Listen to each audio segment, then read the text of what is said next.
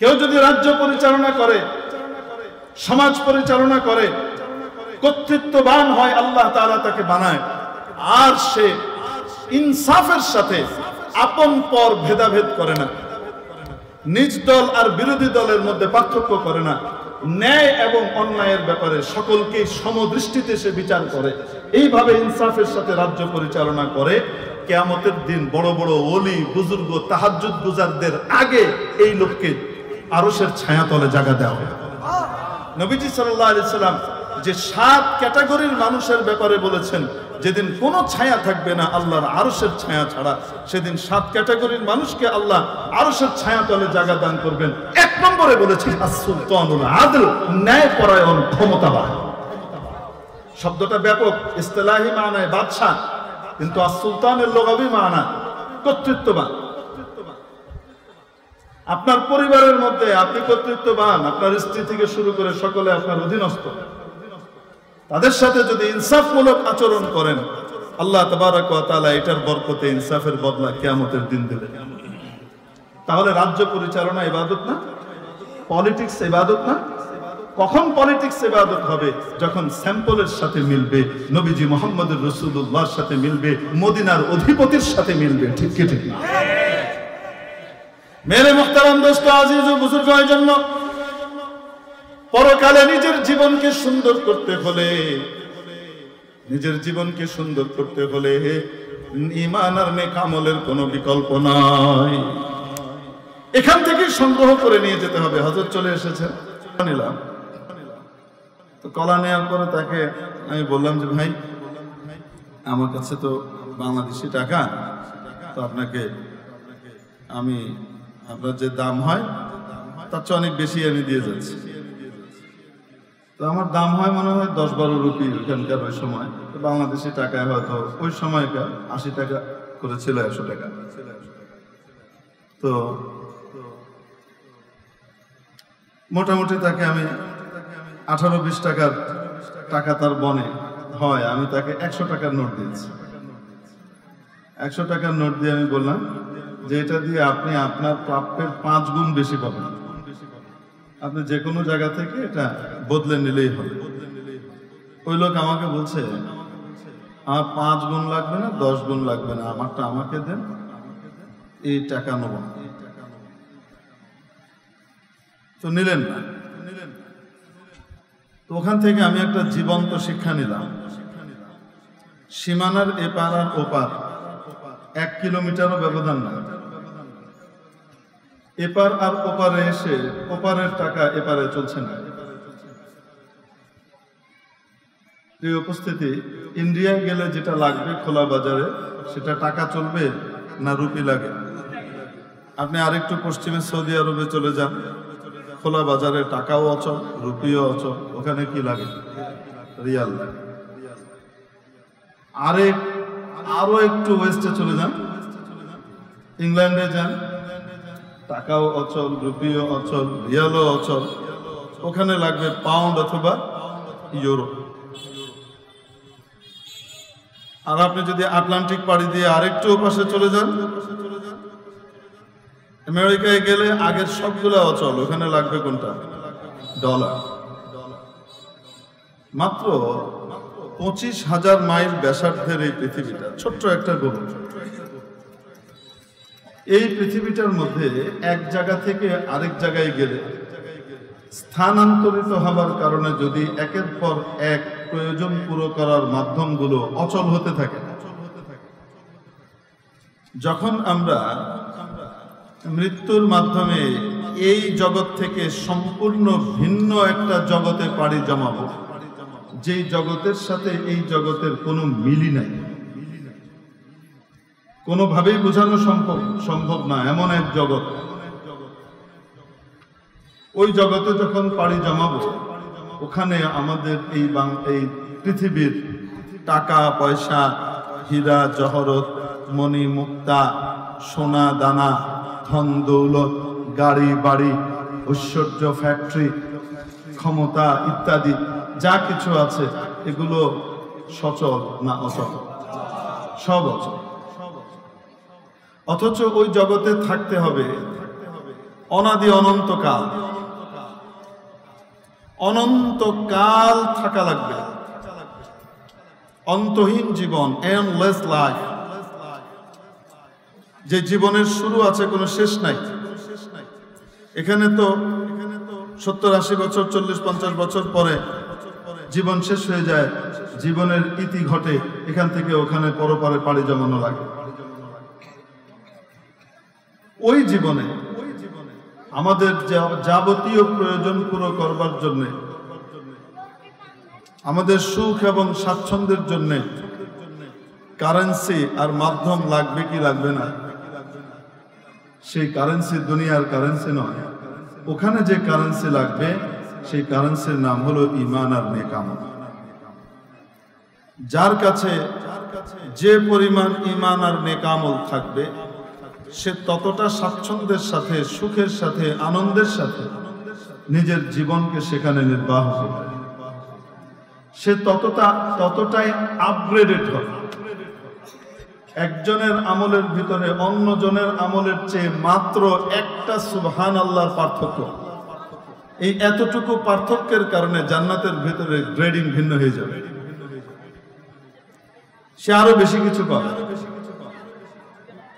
একজনের জীবনের ভিতরে 1 সপ্তাহের নামাজ আরেকজনের চেয়ে বেশি, 1 বছরের নামাজ আরেকজনের চেয়ে বেশি। এই এতটুকুর কারণে তার জান্নাতের গ্রেডিং এর ভিতরে অনেক বেশি পার্থক্য হয়ে যাবে। নবী পাক সাল্লাল্লাহু তাআলা আলাইহি ওয়াসাল্লামের জামানায় একবার 2 জন ব্যক্তি একসাথে মুসলমান হলেন।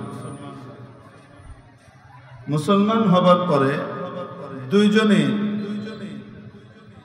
আল্লাহর রাস্তায় জিহাদে অংশগ্রহণ করলেন। একজন জিহাদের মধ্যে শহীদ হয়ে গেলেন, শাহাদাতের দরজা লাভ করলেন, মর্যাদা লাভে ধন্য হলেন। আরেক সাহাবী 1 বছর পর স্বাভাবিকভাবে মৃত্যুবরণ করলেন, উনি শহীদ হন নাই। মনে রাখবেন, শহীদী মৃত্যুর চেয়ে মর্যাদাপূর্ণ মৃত্যু পৃথিবীতে আর দ্বিতীয়টা নাই। শাহাদাতের দরজা আর মর্যাদা অন্য জিনিস। আল্লাহ আল্লাহ আল্লাহ। এখন আরেকজন সাহাবী স্বপ্ন দেখছেন, যিনি স্বপ্ন দেখছেন কিয়ামতের ময়দান কায়েম হয়েছে এবং একে একে মানুষ জান্নাতে যাচ্ছে। উনি দেখছেন যেই ব্যক্তি শহীদী দরজা লাভ করেনি, সাধারণভাবে মৃত্যুবরণ করেছেন, সেই ব্যক্তি শহীদ ব্যক্তির তুলনায় আগে জান্নাতে চলে গেছে। স্বপ্ন আল্লাহ তাআলার পক্ষ থেকে দেওয়া সুসংবাদ হয়, সব না, কিছু স্বপ্ন। হাদিস শরীফের মধ্যে এসেছে স্বপ্ন ওহীর 46 ভাগের 1 ভাগ। এটার অনেক ব্যাখ্যা আছে, আজকে আসার দরকার নেই। স্বপ্ন যে সত্য হয় এবং স্বপ্নের মাধ্যমে আল্লাহর পক্ষ থেকে বিভিন্ন মেসেজ দেয়া হয়, এটার বিবরণের জন্য কোনো হাদিস ঘাঁটা লাগবে না, খোদ কোরআনে কারিমই যথেষ্ট।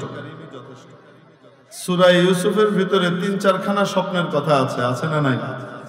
হযরত ইউসুফের নিজের স্বপ্ন, কারাগারে যাবার পরে 2 ব্যক্তির স্বপ্ন, তারপরে আবার বাদশাহ স্বপ্ন দেখলেন, সেই স্বপ্ন আছে না নাই? এবং সেই সব স্বপ্নগুলো কি অবাস্তব ছিল না, সব বাস্তবের মেসেজ ছিল, মেসেজ ছিল। তো স্বপ্ন সত্য হয়, আবার অনেক সময় স্বপ্নের ভিতরে শয়তান কি করে ঢুকে, শয়তান এক ধরনের অদ্ভুত স্বপ্ন দেখায়, এটাও হয়। হয় কি হয় না? তো যাই হোক, সাহাবী স্বপ্ন দেখছেন কিয়ামতের ময়দান কায়েম হয়েছে। যে ব্যক্তি শহীদ তিনি পরে জান্নাতে গেলেন, আর যিনি স্বাভাবিক মৃত্যুবরণ করেছেন 1 বছর পর, তিনি আগে জান্নাতে চলে গেছেন। বিষয়টি সাহাবীদের কাছে বড় বিস্ময়কর ঠেকল, কারণ শহীদের যে মর্যাদা আর দরজা এটা তো অকল্পনীয়। শহীদ তো বিনা হিসাবে জান্নাতে যাওয়ার মানুষ, তিনি পিছিয়ে গেলেন আর স্বাভাবিক মৃত্যুবরণকারী আগে গেলেন, এটা কিভাবে হয়? যাই হোক, স্বপ্নের বৃত্তান্ত নবীজি মুহাম্মদুর রাসূলুল্লাহ সাল্লাল্লাহু আলাইহি ওয়াসাল্লামের কাছে উনি পেশ করলেন এবং ওনার বিস্ময়ের কারণও পেশ করলেন। নবীজি সাল্লাল্লাহু আলাইহি সাল্লাম পাল্টা প্রশ্ন করলেন যে দেখো, যে 1 বছর পরে মারা গেছে, একসাথেই তারা মুসলমান হয়েছে, ওই 1 বছরে যে নামাজগুলো সেগুলো কোথায় যাবে? ওই 1 বছরের রোজা সেটা কোথায় যাবে? ওই 1 বছরের যত ইবাদত সেগুলো কোথায় যাবে? সেগুলোর মাধ্যমে কি তারতম্য হবে না?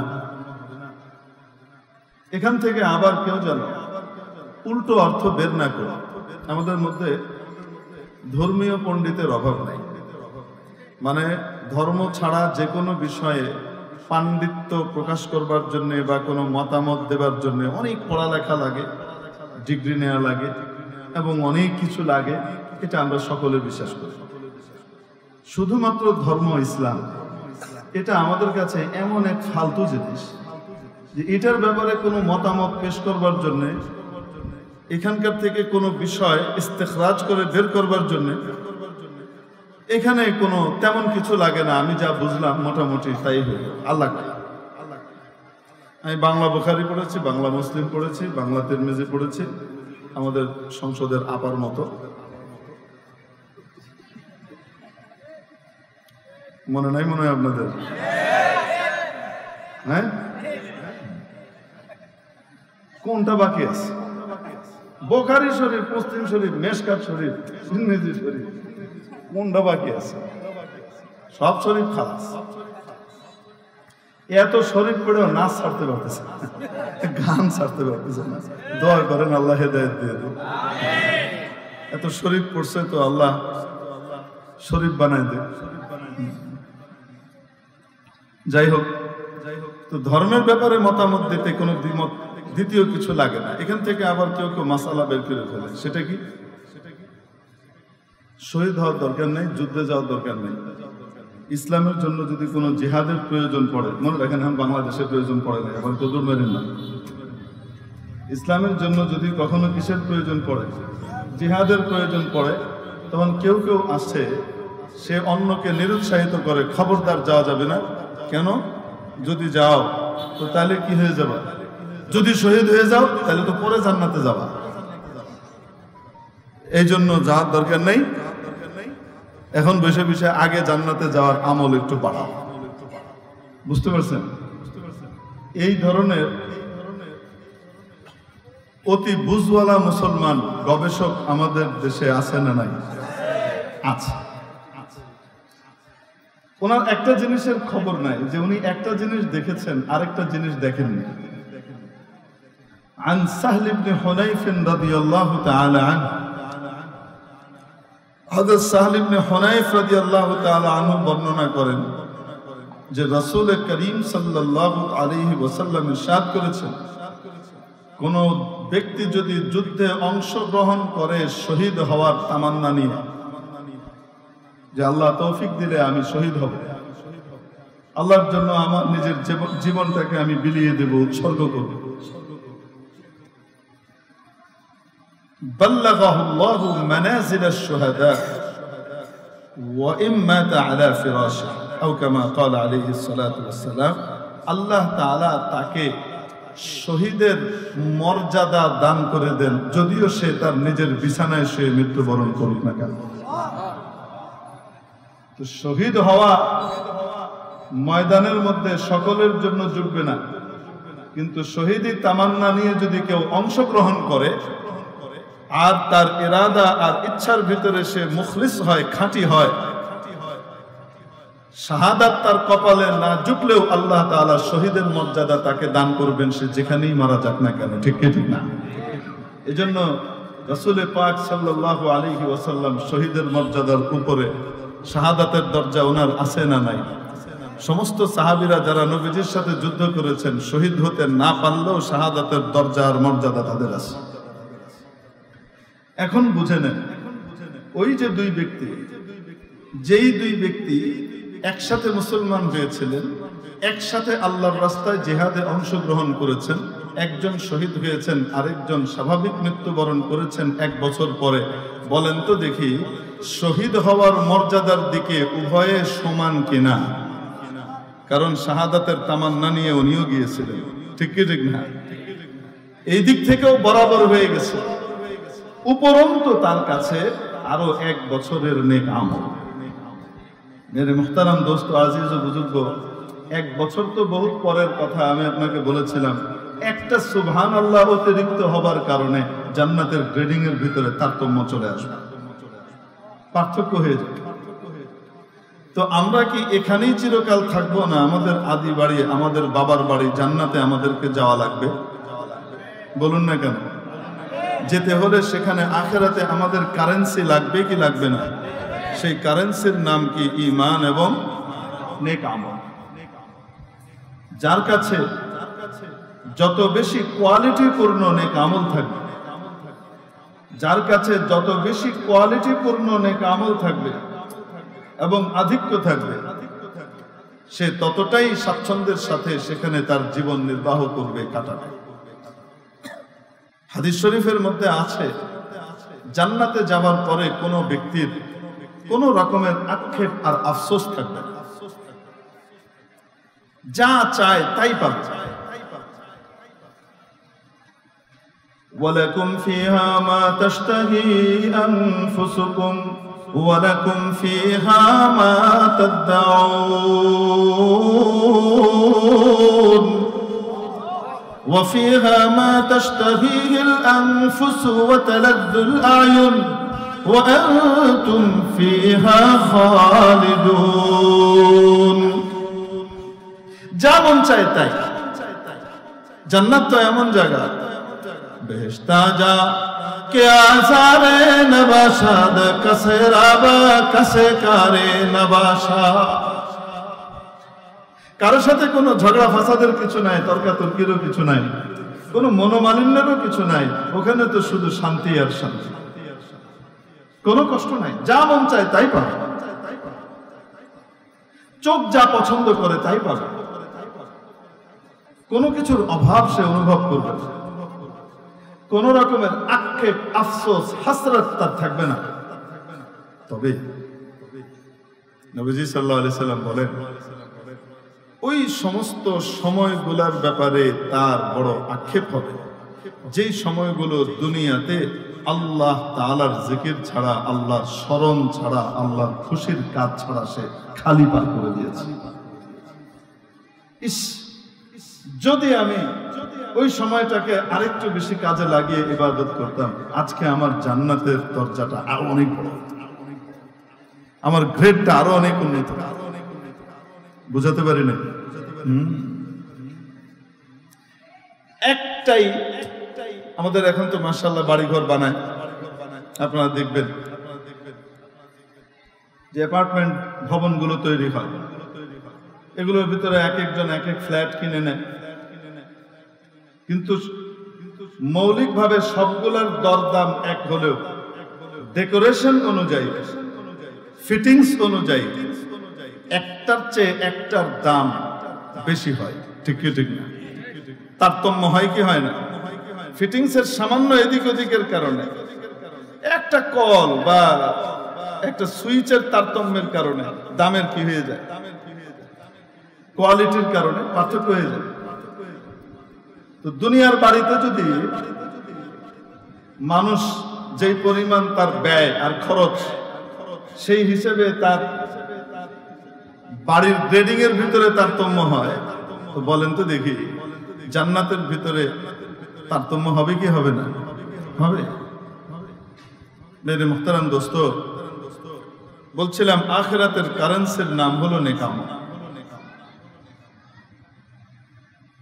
ঈমান এবং নেক আমল। ঈমান কাকে বলে? ঈমান বলে সংক্ষেপে দুই জিনিস, আমানতু বিল্লাহি কামা হুয়া বিআসমাইহি ওয়া সিফাতিহি, ঈমান আনলাম আমি আল্লাহর উপর যেমন তিনি আছেন তার নাম এবং গুণাবলীগুলো সহকারে, তেমন ঈমান তার উপরে আনলাম আল্লাহ কি শরীকওয়ালা না শরীকহীন, ওয়াহদাহু লা শারীকা লাহ, কুল হুয়াল্লাহু আহাদ, এক আল্লাহ অদ্বিতীয়। আল্লাহ যেমন আছেন আমি তেমন ঈমান ওনার উপরে আনলাম। দুই, ওয়া ক্বাবিলতু জামিআ আহকামিহি ওয়া আরকানিহি, আল্লাহর পক্ষ থেকে যত বিধিবিধান আমাদেরকে দেয়া হয়েছে সমস্ত বিধিবিধানকে সত্য, সঠিক, বাস্তবসম্মত, কিয়ামত পর্যন্ত মানব দানবের সকলের মুক্তি এবং কল্যাণের একমাত্র পথ পন্থা হিসেবে মনে প্রাণে স্বীকার করে নিলাম। এটার নাম কি? ঈমান। নাম্বার দুই, নেক আমল কাকে বলে? নেক আমল মানে গুড ডিড, ভালো কাজ। আমরা মনে করি নেক আমল নামাজ, রোজা, হজ, যাকাত, যেগুলো আমরা দেখি, সাদকা, খায়রাত, এগুলাই নেক আমল।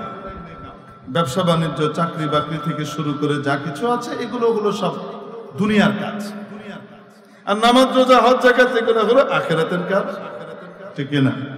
আমাদের সাধারণ কনসেপ্ট হলো এরকম। অথচ নেক আমলের ডেফিনেশন এত সংকীর্ণ নয়, এত ছোট নয়। নেক আমল মানে ভালো কাজ। ভালো কাজ কাকে বলে এটা আমি আপনাকে একটু উদাহরণ দিয়ে বুঝাই। ভালো কাজ কাকে বলে আর পচা কাজ কাকে বলে? আমাদের দেশ বাংলাদেশ গার্মেন্টস শিল্পে মাশাআল্লাহ অনেক উন্নতি করেছে। তৈরি পোশাক শিল্পে পৃথিবীতে বেশ ভালোই সুনাম তাদের আছে। এই যে পোশাক তৈরি করে বিদেশে রপ্তানি করা হয়, এগুলো সাধারণত কেমন হয়? বায়ার, যিনি কিনবেন, ক্রেতা, তার পক্ষ থেকে লোক আসে, অর্ডার ইস্যু করে এবং কেমন জিনিস চায় এটার জন্য একটা স্যাম্পল দেয়, এরকম লাগবে। এখন ধরেন মনে করেন বায়ার একটা স্যাম্পল দিয়ে গেল যে আমাকে এই ধরনের কাপড়ের, এই ধরনের ডিজাইনের 1 লক্ষ পিস শার্ট তৈরি করে দেবেন। তো এই শার্ট তৈরি হবার পরে আপনারা জানেন এখান থেকে যখন বিদেশে এক্সপোর্ট হয়, ওখানকার ভালো ভালো শপিং মলে যখন এগুলো ঝুলতে থাকে, ভালো ভালো দামি শোরুমগুলোতে যখন ঝুলতে থাকে, কোন কোন শার্টের দাম অনেক বেশি, $200-300, $400 আছে, $500, $600 শার্ট আছে। ধরেন $100 বিক্রি হচ্ছে। একটা শার্ট যেটা খুব কোয়ালিটি সম্পন্ন এবং খুব ভালো হয়েছে, এরকম একটা শার্ট $100 বিক্রি হচ্ছে। বাংলাদেশি টাকায় তার দাম কত বর্তমানে? কত? প্রায় 16,000 না? নাকি $100 কত? 11,000। আচ্ছা, এখন 10,000-এর উপরে সোজা কথা, ধরেন 10,000 ধরে নিন কিছুক্ষণের জন্য। তো 10,000 টাকা দাম শার্টটা। কেন? শার্টটা যেমন স্যাম্পল ইস্যু করা হয়েছিল ওরকমই বানানো হয়েছে, ওইভাবেই বানানো হয়েছে। এখন মনে করেন কোন গার্মেন্ট মালিক যদি মনে করে যে বিদেশি ভালো একটা অর্ডার পেয়েছি, এটাকে মনের মাধুরী মিশিয়ে আমি এটাকে তৈরি করি, উনি ওনার জিএম অপারেশনকে তলব করলেন, আসলেন, প্রোডাকশন ম্যানেজারকে ডাকো, তিনিও আসলেন। স্যাম্পলে কি আছে? স্যার এইরকম কলার আর সামনে 6টা বোতাম, বাঁ দিকে উপরে একটা পকেট এই ডিজাইনের দেয়া আছে। এখন মালিক বলছেন, আরে আমেরিকার মানুষ এত বড় শরীর, এদের 6টা বোতামে কি হয় নাকি? 12টা বোতাম লাগাও। খরচ কম হলো না বেশি? আন্তরিকতার কোনো ঘাটতি আছে না? উদ্দেশ্য অনেক ভালো। আচ্ছা, পকেট কয়টা? স্যার উপরে বাম দিকে একটা। আরে কি বলো, আমেরিকার মানুষের এক পকেটে হয় নাকি? ডান দিকেও একটা। আবার কিছুক্ষণ করে চিন্তা করে বলছে, উপরে যেমন 2টো দিয়েছো নিচেও 2টো দাও। কেন?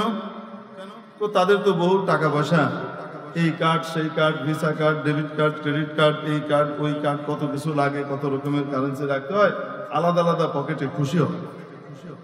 আচ্ছা, কিছুক্ষণ পরে আবার চিন্তা ভাবনা করে বলছে, এক কাজ করো, আমেরিকান বলে কথা, একটু উদ্ভট ধরনের জিনিস বেশি পছন্দ করে। বিখ্যাত কথা সাহিত্যিক হুমায়ুন আহমেদ সাহেব বলেছেন ওরা আধ পাগলা টাইপের। তো এক কাজ করো, সামনে যেমন 4টা পকেট দিছো, পিছনেও 4টা টাকা। হইল কটা? বলেন না কেন? স্যাম্পল অনুযায়ী করতে হলে লাগতো কটা? কয়? 2টা। একটা। এখন লেগেছে কয়টা? খরচ কম হয়েছে না বেশি? সময় কম লেগেছে না বেশি? এখন বলেন দেখি, এই শার্টটা যখন এক্সপোর্ট হবে, বায়ার একসেপ্ট করবে তো? আমেরিকান বায়ার এটা একসেপ্ট করবে? কি বলবে? একসেপ্ট করবে না। আমাদের খাঁটি সাধারণ গ্রাম্য বাংলায় যদি বলি আমরা, মোহের মাধ্যমে মিললাম, মোহের উপরে মিললাম, মানে বুঝেন, মুখের উপরে ছড়ে মারো, কি দিস? ঠিক কি ঠিক না? এখন এখানকার যিনি এই শার্ট এক্সপোর্ট করেছেন তিনি বলছেন, আপনি তো বড় বেইনসাফ মানুষ, আপনি চাইছেন একটা পকেট, আমি দিছি 8টা পকেট। আপনি চাইছেন 6টা বোতাম, আমি দিলাম 12টা বোতাম। আপনি আমাকে আমার প্রাপ্য আরো বাড়িয়ে দিবেন, উল্টো আমাকে আপনি টাকাই দিচ্ছেন না কোন। তো ওখানকার ক্রেতা বলবে, টাকা দেওয়া তো পরের কথা, আমি যে বিভিন্ন জায়গায় সাপ্লাই দিই, এখন সময় মতো তাদেরকে দিতে পারবো না, আমার এই গুডউইল নষ্ট করবার জন্য তোমার ব্যাপারে মামলায়, আদালতে মামলা ঠোকা হবে। ঠিক কি ঠিক না? এখন বলেন তো দেখি পার্থক্যটা কি? প্রথমটা হলো স্যাম্পল অনুযায়ী তৈরি হয়েছে, অল্প খরচে তৈরি হয়েছে, স্যাম্পল অনুযায়ী হওয়ার কারণে সেটা ভালো কাজ হিসেবে স্বীকৃতি পেয়েছে। আগে 1 লক্ষ পিসের অর্ডার ছিল, সামনের বার 2 লক্ষ 3 লক্ষের অর্ডার আসবে। ঠিক কি ঠিক না? শার্টটার দাম কত হলো? 10,000 টাকায় বিক্রি হচ্ছে বাংলাদেশি মুদ্রায়।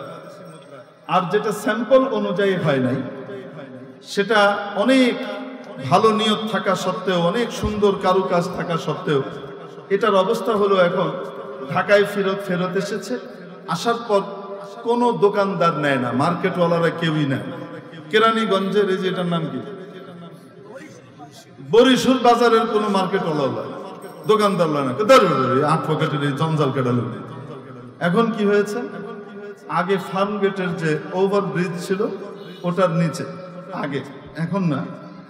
এবং এখন গ্রাম বাংলায় বিভিন্ন হাটের দিন দেখা যায় বড় চাদর বিছানো আছে এবং ওখানে কিছু কাপড় চোপড়, নতুন টাইপের কাপড় চোপড় রাখা আছে, এবং 3-4 জন মিলে এরকম করে গান গেয়ে গেয়ে কি করছে, বিক্রি করছে। পয়সা লইবেন 10 টাকা, দেখে লইবেন 10 টাকা, একটা নিবেন 10 টাকা, 2টাতে পাই 20 টাকা, এরকম গান গেয়ে গেয়ে গেয়ে গেয়ে কি করে, হ্যাঁ, বিক্রি করে। দেখেছেন না? দেখেন। এখন 10 টাকায় মূল্য চাচ্ছে, যেটা 10,000 টাকার দাম ছিল সেটা এখন ওই লটে বিক্রি হইতেছে 100 টাকায়ও কেউ নেয় না, 50ও লয় না, চল গান গায়ে গায়ে 10 টাকায় বেচে দিই। এখন 10 টাকা দিয়ে বিক্রি হচ্ছে, মানুষ আসে দেখে, এরম এরম করে, অনেকে তো মনে মনে আশা জাগে, হয়তো মনে হয় দিবি।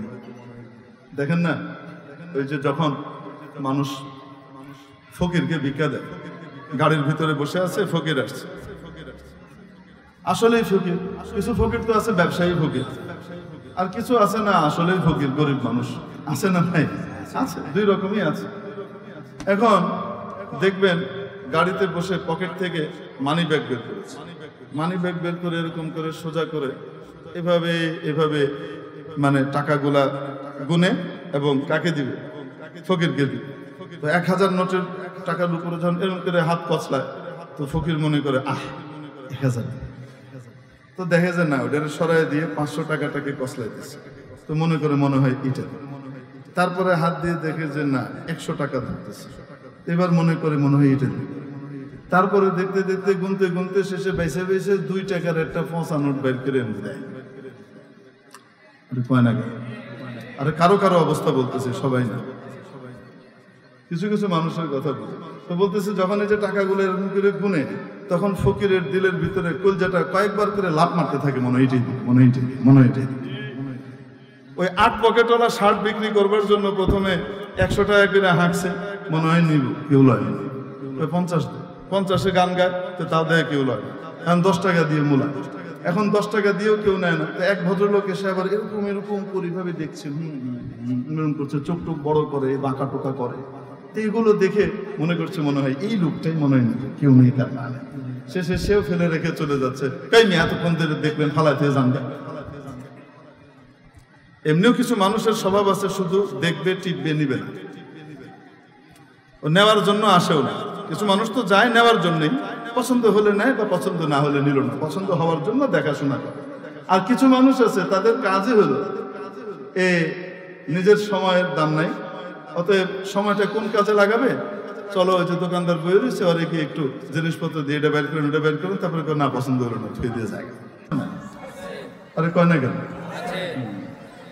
খামাখাই টিকবে। আপনাদের এই যে কাছে লালবাগের ঘটনা, শেখুল হাদিস আল্লামা কুতুবউদ্দিন সাহেব রহমতুল্লাহ আলাইহি, আমার উস্তাদে মুহতারাম হযরত আল্লামা ইউসুফ বানুরী রহমতুল্লাহ আলাইহির খাস শাগরিদ এবং খাস খাদিম ছিলেন, সাহেবুল হিদা ছিলেন। ওনার কাছ থেকে জুতা কেউ নিতে পারতো না, হযরত বানুরী রহমতুল্লাহ আলাইহির জুতা। হযরত আমাদেরকে হেদায়া রাবের ক্লাসের ভিতরে একদিন এক ঘটনা শুনিয়েছে।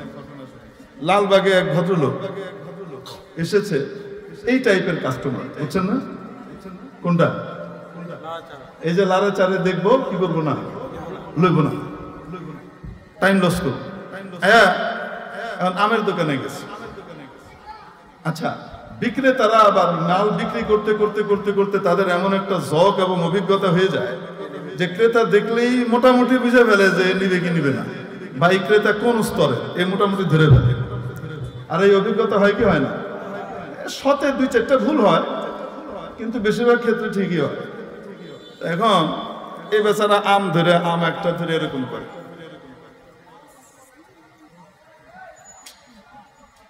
এটা থয় আরেকটা লয়ে টিপাটিপি করতেছে। তো বেচারার এমন বিরক্তি, কি করবে কিছু তো বলতে পারে না, কাস্টমারের সাথে রাগ করা যায় না। এখন পাশের দোকানদারকে বলতেছে আমওয়ালা, আবেলায় দেখছাস আমের ডাক্তার আছে, কি হয়েছে? ডাক্তার যেমন রুগীর টিপে টিপে দেখে না তার কোন জায়গায় ব্যথা আছে না আছে, এই ব্যাটা আম টিপতেছে, তো কি করে দেখছো আমের কি হয়েছে? ডাক্তার আছে। তো বলতেছিলাম ওই 8 পকেটওয়ালা শার্ট লয় এরকম করে ইয়ে করতেছে, তো কেউ তো নেই নাই, এই ব্যাটারা এরকম এরকম করে এমন ভাবে দেখছে মনে হচ্ছিল যেন নিবে, শেষে এটাও না নিয়ে গেছে গা, থুইয়া যায়। তো মেজাজ যে খারাপ হয়েছে, তো বলতে চাই এক্সপোর্ট কোয়ালিটির জিনিস আপনি নিলেন না, এটা কোনো কথা কাম করলেন না, এক্সপোর্ট কোয়ালিটির জিনিস কি করলেন না, নিলেন না।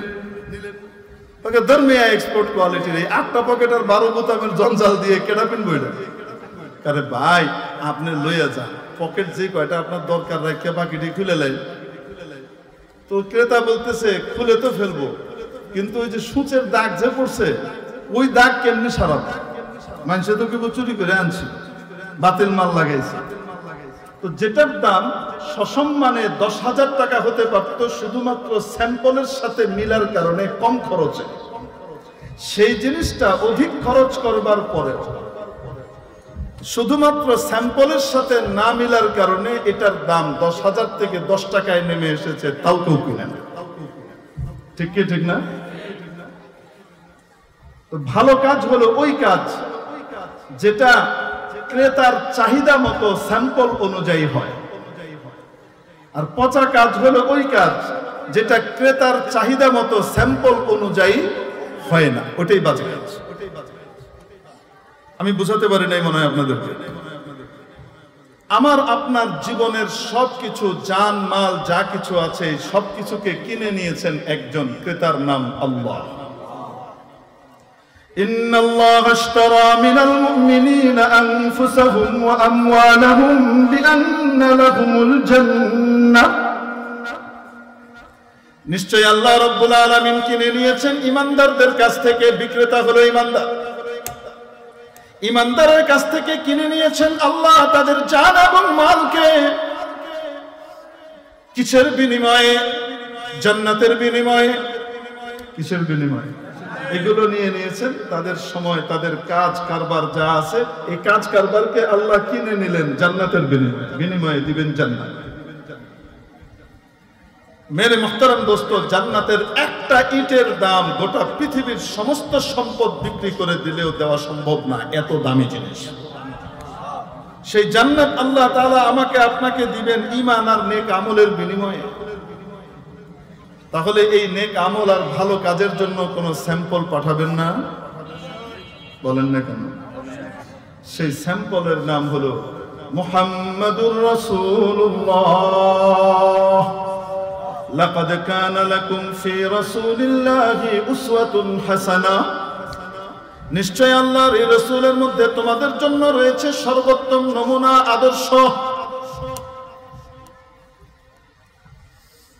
মুমিনের যে কোনো কাজ নবীজির কাজের সাথে যদি মিলে যায়, নবীজির সাথে যদি মিলে যায়, সেটাই নেক আমল স্যাম্পল অনুযায়ী হওয়ার কারণে। চাই সেটাকে আমরা দুনিয়ার কাজ মনে করি না, ব্যবসা বাণিজ্য আমরা দুনিয়ার কাজ মনে করি না। নবীজি সাল্লাল্লাহু আলাইহি সাল্লাম শিখিয়েছেন আত-তাজিরুস সাদুকুল আমিন, যে ব্যবসায়ী সত্যবাদী হয় এবং সৎ হয়। সত্যবাদী মানে মিথ্যা কথা বলে না। 20 টাকা দিয়ে কিনছে, কইতেছে মিয়া 50 টাকা তো কিনা দামও করে না। কথাটা হাসানা মিছা? অন্য কেন? তো হুজুর আমার তো ব্যস্ত হইব 60 টাকায়, নাহলে পোষাইব না। আমি যে মার্কেটে বাড়া লইছি দোকান, ওই মার্কেটের দোকানের দামই তো পোষাইব না। তো আমার তো ব্যস্ত হইব এটা 60 টাকায়, তো আমি কেমনে কই যে 50 টাকা কেনা দাম পরে না, এটা না করলে তো বেচবো না, নিব না। নিবি, শয়তান শিখাই দিছে। এমনি কইতে হয়। আলেম ওলামার কাছে যান, শিখাই দিবে। বলবেন ভাই 60 টাকার নিচে আমি দিতে পারবো না, আপনি নিলে নেন, না নিলে নাই, আমার পোষাবে না। আমার খরচাপাতি সবকিছু মিলাই পোষাবে। আপনি নিলে নেন, না নিলে নাই, কারণ 50 টাকা বেচলেও আমার পোষাবে না। কথাটা বুঝাইতে পারেনি? তো কথাটা কিভাবে বলতে হবে? মিথ্যা কথা না, সত্য কথা। এক নাম্বার, 2 সততা। 1 নম্বর মালের কথা বলছে তো 1 নম্বরটাই দিচ্ছে। 1 নম্বর মাল চাইতেছে, আমার কাছে নাই 1 নম্বর, 2 নম্বরটা আছে, দেখতে একদম 1 নম্বর। আপনি বলে দেন ভাই আপনি যেটা চাচ্ছেন সেটা আমার কাছে নাই, কিন্তু মানুষ এটা 1 নম্বর হিসেবে বিক্রি করে, আপনি এটা 2 নম্বর, আসলে চাইলে নিতে পারেন, না নিলে দাম কমায় রাখেন। আরে বলা যায় কি যায় না? সততা। আজকে হয়তো এই বেটা নিবে না, কিন্তু বারবার ঘুরে এসে এই দোকান থেকে নিবে যে এই লোক সত্য কথা বলে, আর 1 নম্বরের কথাকে 3 নম্বর মাল দেয় না। বলেন না কেন? সত্যবাদিতা আর সততা। নবীজি সাল্লাল্লাহু আলাইহি সাল্লাম বলেন যে মুসলিম ব্যবসায়ী সত্যবাদিতা আর সততার সাথে ব্যবসা করবে, এই ব্যবসার বিনিময়ে যেহেতু স্যাম্পল অনুযায়ী হয়েছে, এটা নেক আমল হিসেবে গণ্য হয়েছে। এই নেক আমলের কারণে তাকে জান্নাতে রাখা হবে, হায়ার গ্রেডের জান্নাতে। সে নবীদের সাথে, শহীদদের সাথে, সে বড় বড় ওলিদের সাথে জান্নাতে থাকবে, মা'আন নাবিয়্যিন ওয়াস সিদ্দীকিন ওয়াস শুহাদা। মেরে মুহতারাম দোস্ত, এজন্য বলছিলাম দুনিয়ার কাজও নেক আমল হয়ে যাবে যদি নাকি নবীজি সাল্লাল্লাহু আলাইহি সাল্লামের তরিকা অনুযায়ী হয়। আপনি কাগজ দিকে তাকিয়ে হাসলেন, এটা একটা সামাজিক কাজ, মানুষ এটাকে দুনিয়ার কাজ মনে করে। নবীজি বলেন তাবাসসুমুকা লি আখিকা সাদাকা। কারোর সাথে তোমার দেখা হয়েছে, তুমি একটু মুচকি হাসি দিয়েছো, এই হাসির কারণে তার মনে একটা আনন্দ আসলো, উনি আমাকে ভালো মনে করেন। এই যে হাসি দিয়েছো, মুচকি হাসি, এটার কারণে সাদকার সওয়াব হয়েছে। নবীজির তরিকা অনুযায়ী যদি কেউ নিজের জৈবিক চাহিদা পূরণ করে তার স্ত্রী বা স্বামীর সাথে, প্রতিটা কাজে আর আমলে স্যাম্পলের সাথে মিলার কারণে নেক আমল হিসেবে গণ্য হবে, সওয়াব হতে থাকবে। অপরদিকে যদি স্যাম্পলের সাথে না মিলে, যেটাকে আমরা ভালো কাজ মনে করি, নামাজ সবচেয়ে ভালো কাজ মনে করে, সেটাও যদি নবীজির তরিকার দিক নির্দেশিত পন্থার সাথে না মিলে মন গড়া হয়, তাহলে সেটাও নেক আমল হবে না, ওটাও বদামল হবে। উদাহরণ দিয়ে বুঝাবো?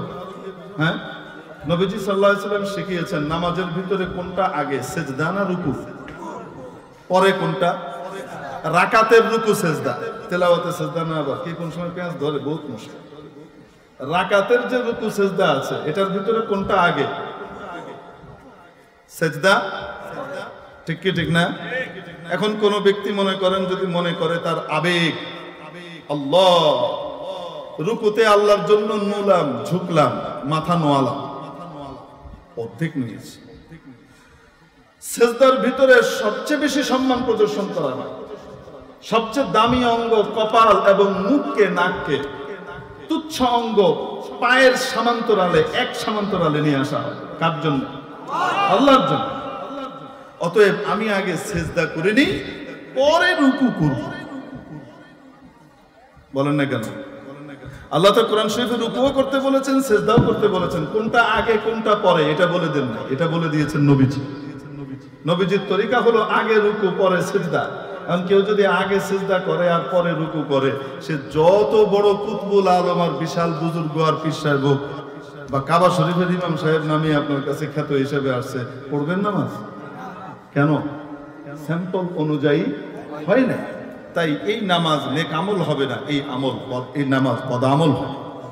দুরূদ শরীফ পড়া, নবীজি বলেন, একবার যদি কেউ আমার উপরে সালাত করে, অর্থাৎ আমার জন্য আল্লাহর কাছে রহমত প্রার্থনা করে, যেটাকে আমরা দুরূদ শরীফ, তাহলে সাল্লাল্লাহু আলাইহি আশরা, আল্লাহ তাআলা তার উপরে সাথে সাথে 10 বার রহমত নাজিল করে। আস্তে বলুন, কয়বার? 10 বার রহমত নাজিল করে। এত দামি জিনিস।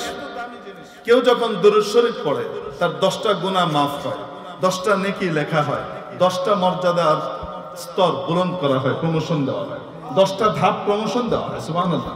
দরজা বুলন্দ করা হয় মানে কি? দরজা বুলন্দ মানে প্রমোশন, এক একটা ধাপ পার করা হয়। সুবহানাল্লাহ। কত সওয়াবের কাজ। যে ব্যক্তি আমার উপরে বেশি দুরূদ পড়ে, তার সাথে আমার সাথে সম্পর্ক, আত্মিক সম্পর্ক বৃদ্ধি পায় নবীজি সাল্লাল্লাহু আলাইহি ওয়াসাল্লামের সাথে। কিন্তু সেটা যদি নবীজির দেখানো তরিকার বাইরে হয়, তখন সেটা কি হয় বলে? নামাজের ভিতরে 4 রাকাত বা 3 রাকাত বিশিষ্ট ফরজ নামাজ, ওয়াজিব নামাজের মধ্যে প্রথম বৈঠক যেটা, সেখানে শুধু কি পড়তে হয়? তাশাহুদ, আত-তাহিয়াতু। ঠিক কি ঠিক না? কেউ যদি ওখানে ভুলে আল্লাহুম্মা সাল্লি আলা মুহাম্মাদ ওয়া আলা আলি মুহাম্মাদ এতটুকু পড়ে ফেলে, ভুলে যদি পড়ে, তাহলে নামাজ শুদ্ধ হয়ে যাবে, যদি সৌসেজদা দেয়। ঠিক কি না? আর যদি কেউ মনে করে, আরে পরের রাকাতে গিয়ে দুরূদ শরীফ পড়বো, বাঁচি না মরি, নবীর মহব্বত আগে বাস্তবায়ন করে লই, আগে দুরূদ শরীফ মেরে লই, সে আত্তাহিয়াতুর পর ইচ্ছা করে কি করলো? দুরূদ শরীফ পড়লো। 10টা রহমত পাবে, 10টা গুনাহ মাফ হবে, 10টা প্রমোশন পাবে, না ডিমোশন হবে, না গুনাহ লেখা হবে? কেন? স্যাম্পলের সাথে মিলে নাই। এজন্য কাজ হতে হবে নেক আমল এবং বৈধ আমল, এবং সেটাও হতে হবে বৈধ পদ্ধতিতে, নবীজির দেখানো পদ্ধতিতে। ঠিক কি ঠিক? অনুমোদিত পদ্ধতি। তো এটাকে বলে নেক আমল। মেরে মুহতারাম দোস্ত, রাজ্য পরিচালনা নেক আমল, সমাজ পরিচালনা নেক আমল। এটা কত বড় নেক আমল কল্পনা করতে পারবেন। নবীজি সাল্লাল্লাহু আলাইহি সাল্লাম ইরশাদ করেছেন, এক দিনের ইনসাফ, কয় দিনের? এক দিনের ইনসাফ 60 বছরের বেরিয়া ইবাদতের চেয়ে উত্তম।